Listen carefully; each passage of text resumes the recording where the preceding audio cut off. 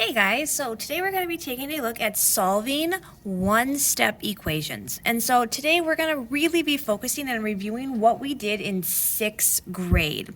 So when we're looking at one-step equations, that means that we have to do one step or one thing in order to get the answer. And so if you recall, the goal of solving one-step problems is to get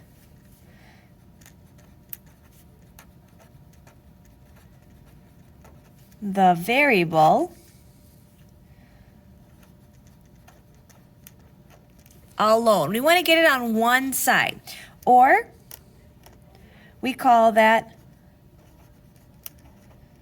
to isolate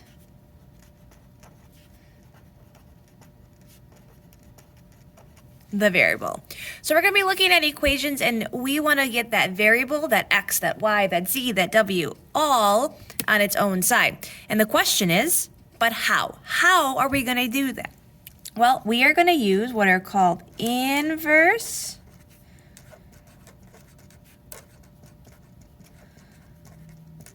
operations. And we have been working with it this school year.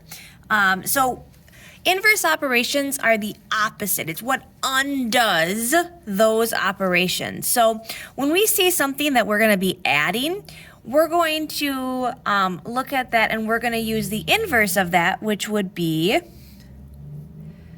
subtraction. So the opposite of addition is subtraction. It's going off the page just a little bit. The opposite of subtraction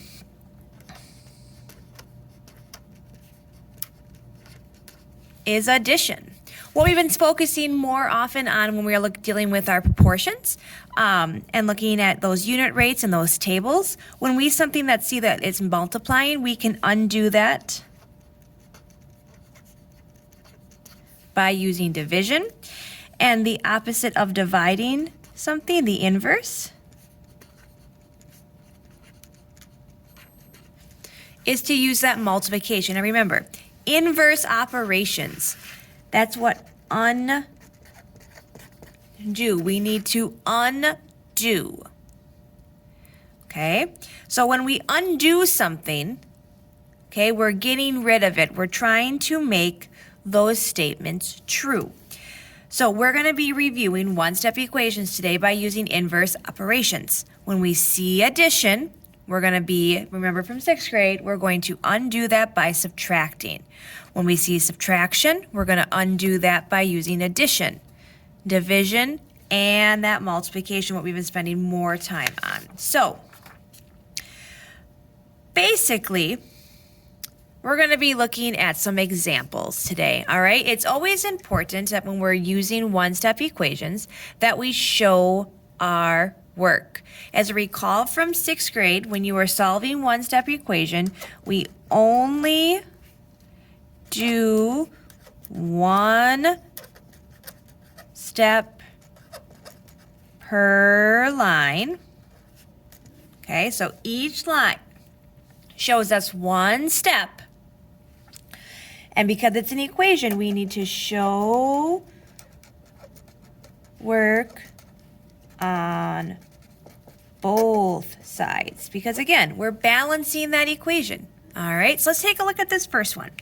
This first one says that we are solving for j. So j is our variable. If you recall, a variable means any number, any value, anything that we are doing.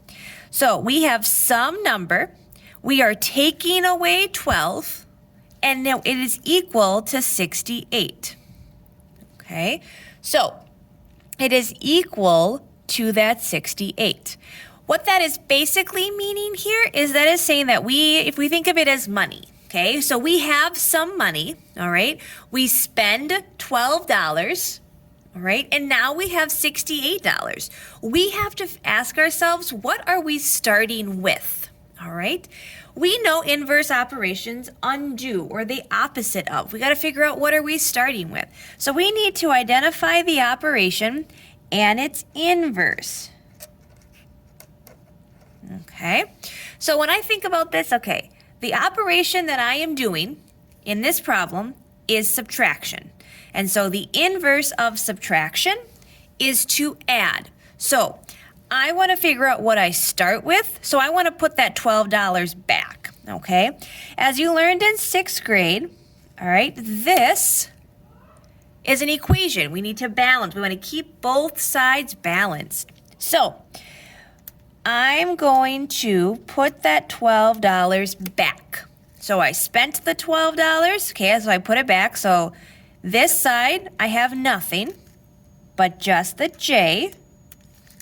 I took away $12, I added $12. Remember with our inverse operations and our integers, those zero pairs, all right, so you got nothing. And I'm gonna put that $12 back. 68 and 12 gives me 80, okay? Now, if you notice my work, I used one line to show each step, okay? I did it on both sides, and then I showed what it was equal to. So when you show your work to undo, you keep both sides equal.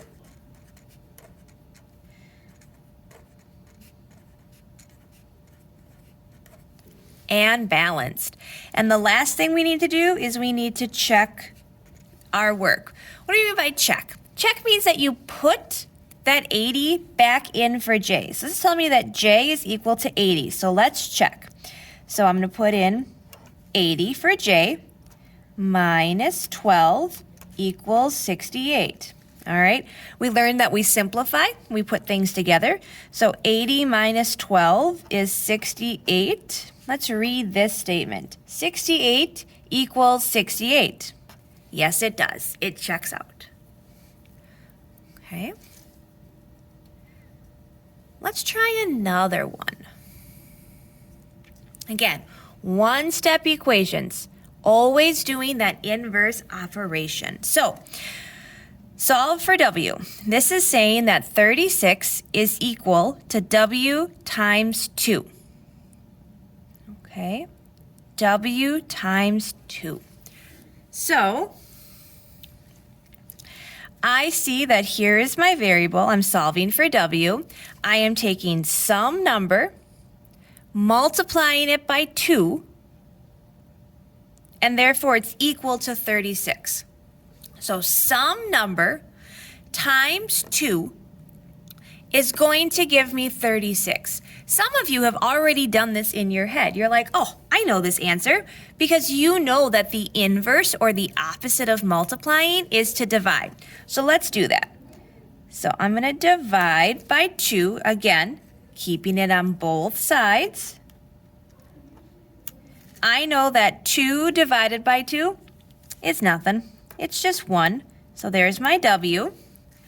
And 36 divided by 2, I cut that in half, and that's 18.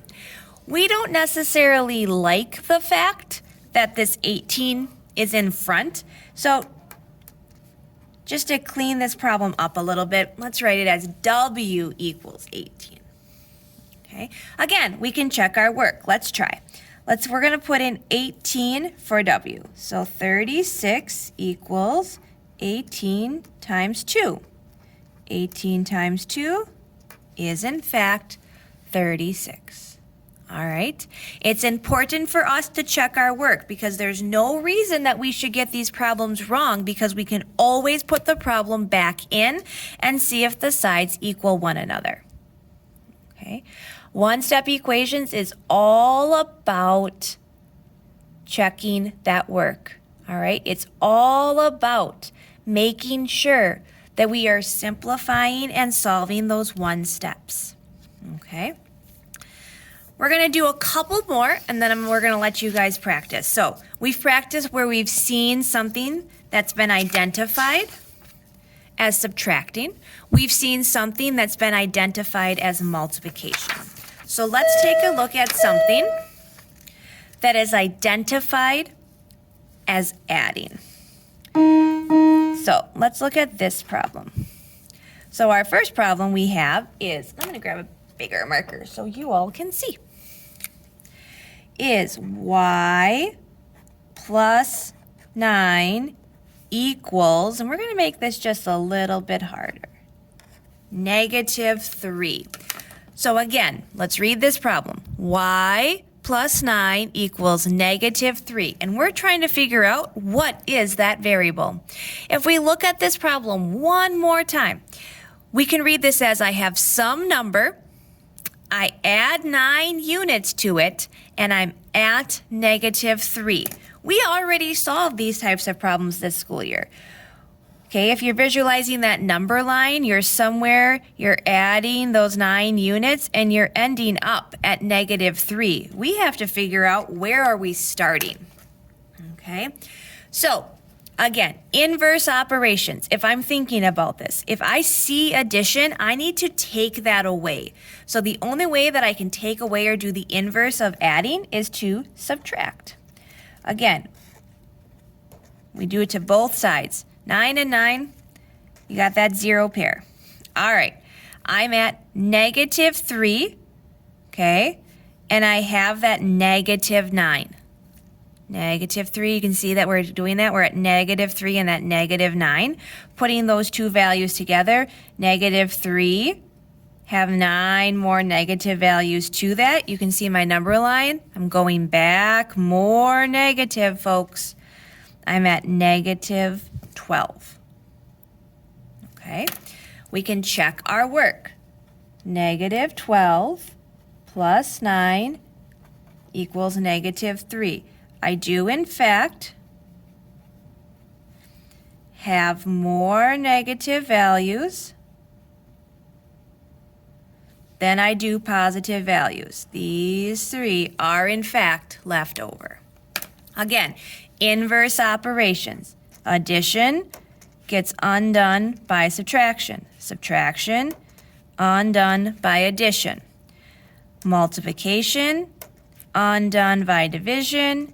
Division undone by multiplication. All right, let's try one more problem with dividing.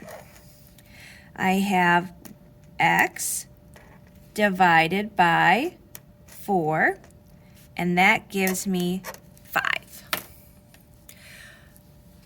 We know that this little bar is written as divided. We could also use the actual divided by symbol, like I have up here. We must read this problem one more time. X divided by 4 equals 5, meaning you have some value that you are dividing or breaking apart into 4 groups. I have some number. I'm breaking apart into 4 groups, and each group gets 5 of those pieces. That's what this problem is actually saying.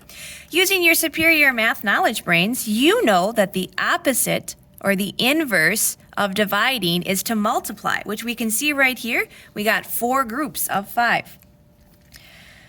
So what value divided by 4 gives you 5? I can undo that by multiplying by 4.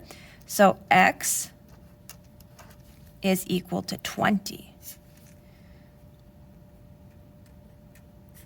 Okay, x is equal to 20. Again, a lot of this is using the knowledge you already have. Again, we are doing one step, one step, one step. Again, it's extremely important for us to remember that we use the inverse operations to do this. We're going to be practicing this today by looking at some basic one-step equations.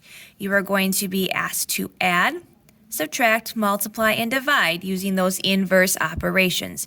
If at ever you get stuck or need review, come back to this video, and I have all 4 examples.